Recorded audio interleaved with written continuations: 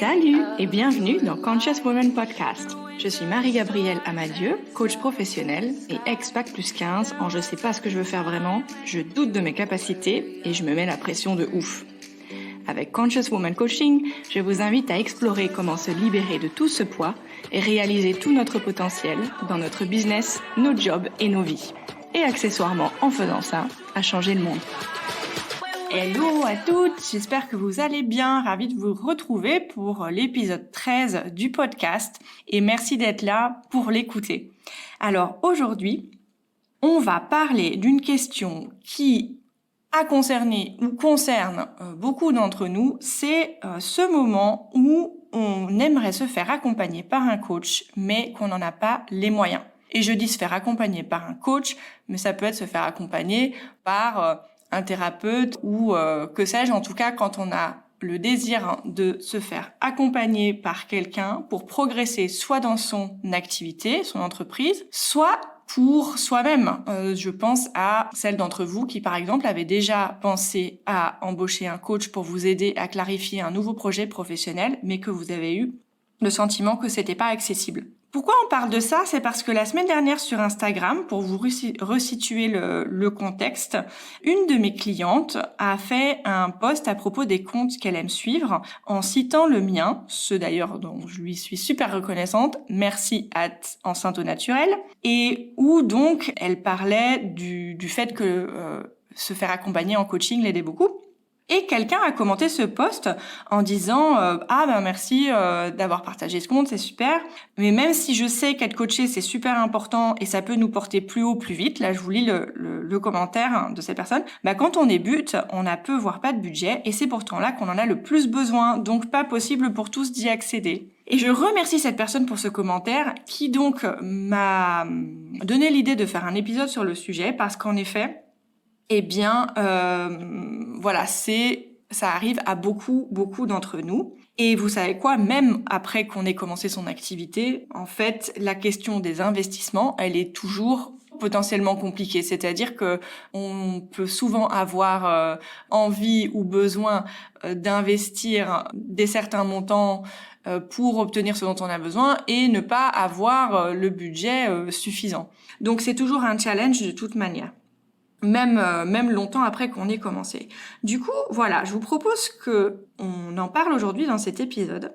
Et comment on va faire? Je vais vous proposer de le faire en mode coaching. Ah bah oui, évidemment. C'est-à-dire que je vais vous proposer de regarder cette situation. Je voudrais me faire accompagner, mais je n'en ai pas les moyens. Comme si, en fait, on était en coaching ensemble et puis que on essaie de voir si on peut pas débloquer des solutions potentielles. J'espère que ça vous dit. En tout cas, on est parti. Alors, regardons avec quelle situation on démarre. Il y a un coach ou il y a une formation qui coûte de l'argent, ou peut-être que j'ai pas encore identifié un coach particulier ou une formation particulière, mais en tout cas, j'ai l'envie ou le besoin de me faire accompagner pour avancer dans mon projet. Et ma pensée, c'est j'ai peu, voire pas de budget, c'est pas possible pour moi. Alors, est-ce que c'est une pensée ou est-ce que c'est vraiment le réel? Je sais pas si vous connaissez l'américaine Byron Katie, c'est une enseignante spirituelle dont l'approche consiste à systématiquement remettre en question nos pensées par rapport aux problèmes qu'on lui amène. Donc elle demande toujours, est-ce que c'est vrai? Bon, en général, on dit, oui, c'est vrai, je voudrais un coach, mais j'ai pas l'argent. Ok. Mais elle demande toujours une deuxième question qui est, est-ce que vous pouvez savoir de façon absolue que c'est vrai? Donc par exemple, dans mon exemple ici, est-ce que je suis certaine qu'il n'y a aucun moyen que je me fasse accompagner maintenant? Est-ce qu'il n'y a personne sur cette terre qui me coacherait? Quelqu'un de compétent, même gratuitement ou à très très bas prix. Et sur la dimension de l'argent, est-ce que je n'ai effectivement aucun argent? Est-ce que si c'était une question de vie ou de mort, je pourrais éventuellement trouver de l'argent quelque part? Donc, disons que l'affirmation « je n'ai pas les moyens de me faire accompagner pour résoudre mon problème » ne résiste en général pas à un examen absolu. Même si ça semble très fort être la vérité, on ne peut pas le prouver à 100%. Peut-être que je n'ai pas aujourd'hui 100% de la somme que me demande tel coach qui demande tant d'argent, ça oui. Mais dans tous les cas, regardons ce qui se passe quand on pense que c'est effectivement la réalité. Qu'est-ce que je ressens quand je pense cette phrase? Je n'ai pas les moyens de me faire accompagner, ça n'est pas accessible pour moi. Alors, je vous propose d'observer en vous-même, si vous vous proposez cette pensée, qu'est-ce que vous ressentez. On observera peut-être de la déception, de l'inquiétude, de l'anxiété, peut-être un sentiment d'impuissance aussi, peut-être un sentiment de découragement, et ça peut être aussi de la colère, qui proviendrait d'un sentiment d'injustice éventuellement. Bref, on va se sentir pas forcément hyper bien, quoi. Hein, logique, normal. Maintenant, comment est-ce que ces ressentis influencent ma réaction ou mon action ou ma non-action? C'est-à-dire, qu'est-ce que je fais en général? Une fois que j'ai pensé ça, que donc je ressens ça, qu'est-ce qui se passe? En général, je vais peut-être avoir tendance à stagner, c'est-à-dire que je vais continuer à me poser les mêmes questions sur comment est-ce que je peux faire pour clarifier ce que je veux vraiment faire, comment est-ce que je peux faire pour quelles que soient les questions que vous vous posez dans votre activité, voilà, trouver des clients, gagner de l'argent, etc. Ou bien on va peut-être essayer de chercher à avancer toute seule pour progresser. Et ce qu'il faut bien savoir, c'est que, par contre, ces émotions qui ont été déclenchées par cette pensée de j'aimerais vraiment, mais c'est pas possible pour moi, et ces émotions donc d'impuissance ou de déception, voire de stress, d'inquiétude, d'anxiété, de punaise, j'ai vraiment l'impression d'avoir besoin d'aide et j'ai pas accès à l'aide dont j'ai besoin. Ces émotions-là, elles vont nécessairement influencer et impacter la qualité de tout ce qu'on va entreprendre en fait après, derrière. C'est-à-dire que ce sera plus compliqué de trouver la confiance et la clarté dont on a besoin pour agir d'une façon qui soit efficace, qui soit épanouissante. Donc je vais peut-être par exemple m'épuiser en faisant tout toute seule, tout en ayant ces sentiments intérieurs de j'ai pas les ressources dont j'ai vraiment besoin pour y arriver, en doutant, etc. Alors, je fais une parenthèse ici. Si maintenant vous me dites ah non, moi émotionnellement je ressens pas ça, moi une fois que je me dis j'ai pas l'argent pour me faire accompagner comme je voudrais, ça me provoque pas ce genre de sentiments négatifs, tant pis, je passe à autre chose, etc. Donc là pas de problème, et c'est évidemment complètement possible d'avoir cette situation-là, mais de ne pas réagir ainsi. Donc là, je parle du cas où en fait, quand je pense, je voudrais vraiment me faire accompagner, mais malheureusement, j'ai pas les moyens, eh bien, il se trouve que je ressens vraiment quelque chose de négatif, une déception, une impuissance, j'ai du mal à vraiment l'accepter, ce qui est complètement humain. Bref, donc quel va être le résultat de tout ça? A priori, pas de coach ou pas de coaching, et a priori, pas spécialement d'argent à y consacrer non plus, c'est-à-dire que probablement que la situation va pas vraiment changer par rapport à ces composantes-là de la situation. Alors maintenant, je vous propose d'essayer autre chose. Et si on choisissait de reformuler notre pensée, c'est-à-dire au lieu de, par exemple, se dire j'ai peu voire pas de budget, c'est pas possible pour moi, et si je me disais j'ai peu voire pas de budget pour l'instant, c'est possible pour moi parce que je suis débrouillarde ou que je suis créative, je suis capable de trouver les moyens d'obtenir ce dont j'ai besoin. Essayez cette version dans votre tête, un peu comme si vous essayiez un vêtement. Et donc, pensez à quelque chose qui vous tient à cœur, mais que vous faites pas parce que vous pensez que c'est pas possible pour vous financièrement. Et proposez-vous cette pensée. C'est possible pour moi. Je suis débrouillarde. Je suis créative. Je suis capable de trouver les moyens d'obtenir ce dont j'ai besoin. Qu'est-ce que vous remarquez intérieurement en termes de ressenti? Donc personnellement, entre je n'ai pas les moyens d'obtenir ce dont j'ai besoin et je suis débrouillarde, je suis capable de trouver les moyens de faire ce que je veux, j'observe que je me sens, dans le deuxième cas, plus optimiste, plus confiante. J'ai aussi potentiellement un sentiment de plus d'espace et de temps, c'est-à-dire que j'ai conscience que c'est pas tout de suite, mais qu'en me donnant du temps, je peux y arriver. Et que donc, c'est pas parce que c'est pas possible maintenant que c'est jamais possible. Donc maintenant, si cette pensée-là, je suis débrouillarde et je suis capable de trouver les moyens d'obtenir ce dont j'ai besoin, si ça vous paraît faux, si ça sonne faux en vous, il s'agit pas de faire de la méthode Coué et de répéter un truc auquel vous croyez pas, mais plutôt d'aller essayer de chercher ce qui fonctionnerait bien pour vous et qui soit juste un cran au-dessus de c'est pas possible pour moi et donc voilà, fermeture, impossibilité complète quoi. Par exemple, juste de penser ce n'est pas possible pour moi maintenant au lieu de c'est pas possible pour moi. Est-ce que vous ressentez la différence en termes du sentiment d'ouverture à l'intérieur de vous? Ça crée tout de suite une espèce de possibilité ou d'espoir. Alors, admettons que donc maintenant je me dis, ok, pour l'instant c'est pas possible, mais je suis débrouillarde, je peux réfléchir à un plan parce que j'ai vraiment envie de me faire accompagner. J'ai donc ouvert un espace mental nouveau, au-delà du oui-non, de est-ce que là tout de suite c'est possible ou pas, et je peux commencer du coup à faire un brainstorm parce que je me suis mise dans l'état d'esprit où je choisis de croire que je peux y arriver. Alors, moi je me suis amusée à faire un brainstorm en préparant cet épisode que je vais donc vous partager. Vous pourriez faire évidemment le vôtre. Mais moi, je me suis dit, il y a 2 axes que je pourrais prendre pour réfléchir. L'axe argent, comment trouver de l'argent pour me financer un coaching, ou l'axe coaching lui-même, c'est-à-dire comment trouver des moyens de me faire accompagner sans argent, ou avec le peu d'argent que j'ai. Alors, sur le premier axe argent, dans mon brainstorm, j'ai noté, est-ce que je peux me poser la question de, est-ce que j'ai des économies? Alors, ne riez pas. Non, peut-être que là, vous êtes là, oui, merci beaucoup Marie-Gabrielle. Si j'avais des économies, je me poserais pas cette question au départ. Je dirais pas que j'ai pas ou peu d'argent. Je le mentionne malgré tout parce que certains d'entre nous avons des économies, mais ne nous autorisons pas à puiser dedans pour certains motifs, mais seulement pour d'autres motifs. Donc ça, on peut peut-être le questionner. Donc, est-ce que j'ai des économies et est-ce que je m'accepte j'accepte de m'autoriser à puiser dedans à titre d'investissement sur moi-même ou sur mon activité? Ensuite, autre question à creuser, est-ce que j'aurais pas droit à des aides à la formation professionnelle via, par exemple, si vous êtes en France, le droit individuel à la formation, le DIF, qui a été rebaptisé récemment, ça a changé de nom, je ne sais plus comment ça s'appelle maintenant.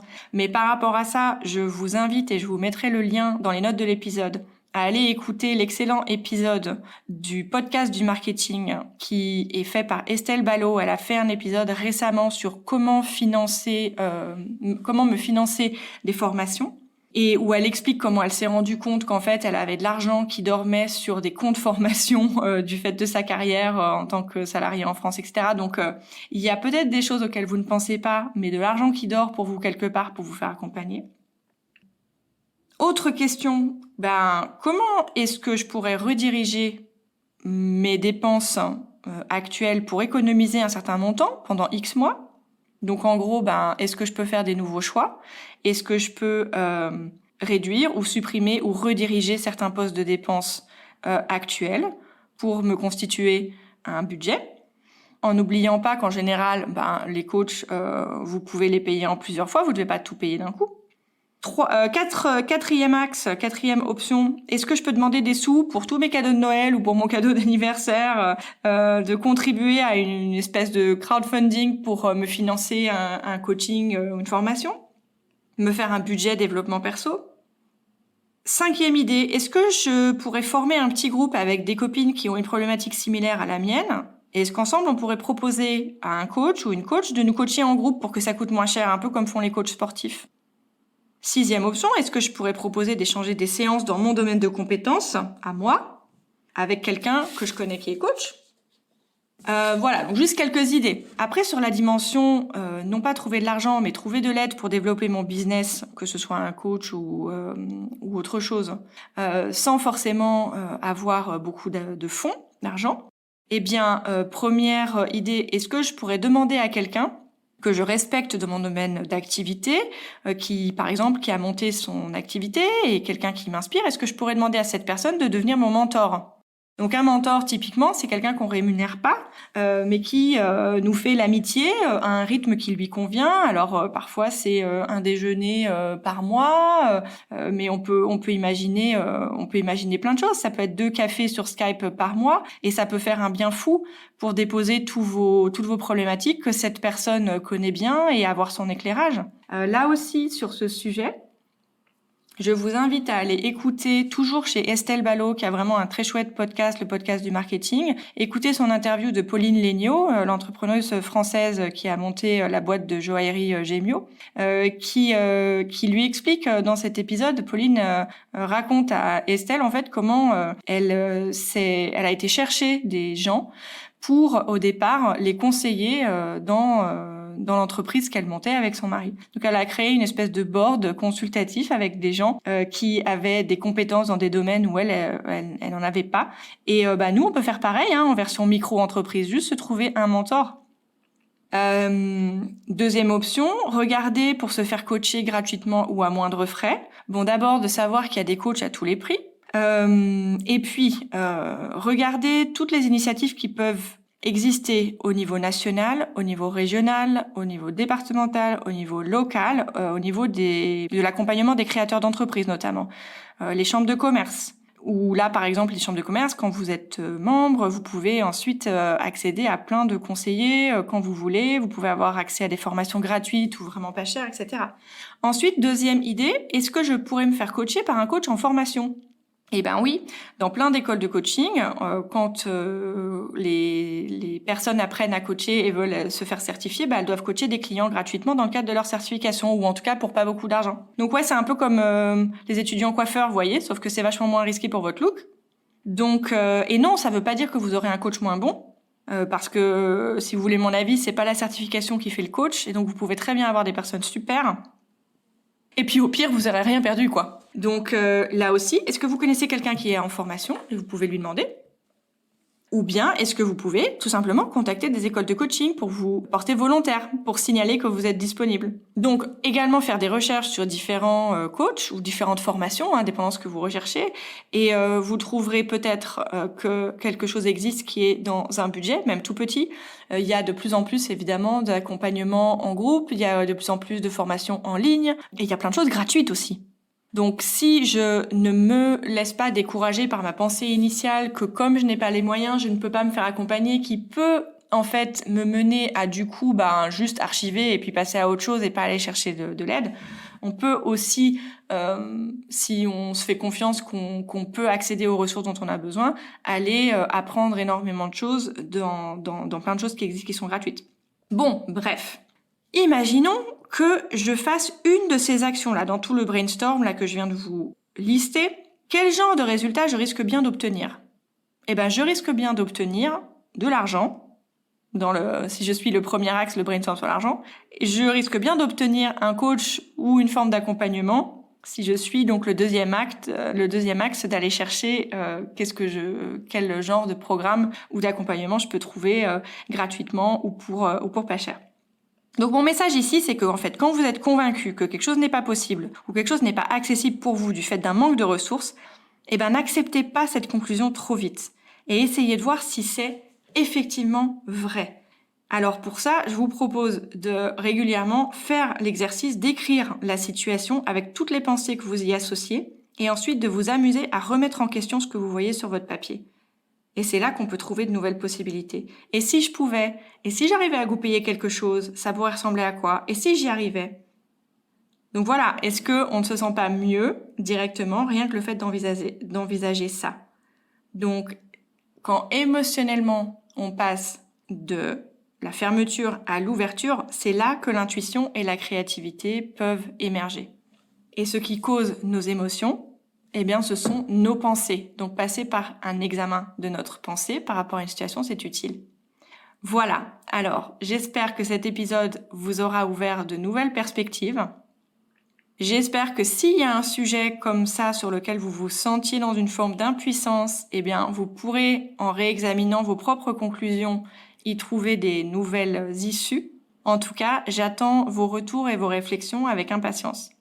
Alors de mon côté, parce que je me dis que je suis débrouillarde, je vais vous demander quelque chose ici. Si vous avez aimé l'épisode, si vous appréciez le podcast, c'est d'aller déposer des étoiles et un avis sur Apple Podcasts ou sur iTunes.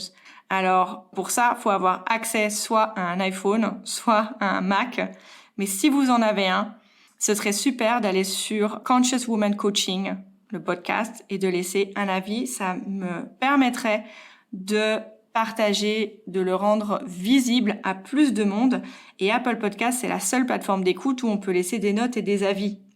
Je vous invite aussi à rejoindre ma mailing list dont vous trouverez le lien dans ma bio Instagram, sur ma page Facebook et aussi dans les notes de cet épisode. En fait, quand vous vous inscrivez, vous recevez un mail tous les lundis avec le nouvel épisode du podcast ou avec d'autres infos de ma part quand il n'y a pas d'épisode de podcast.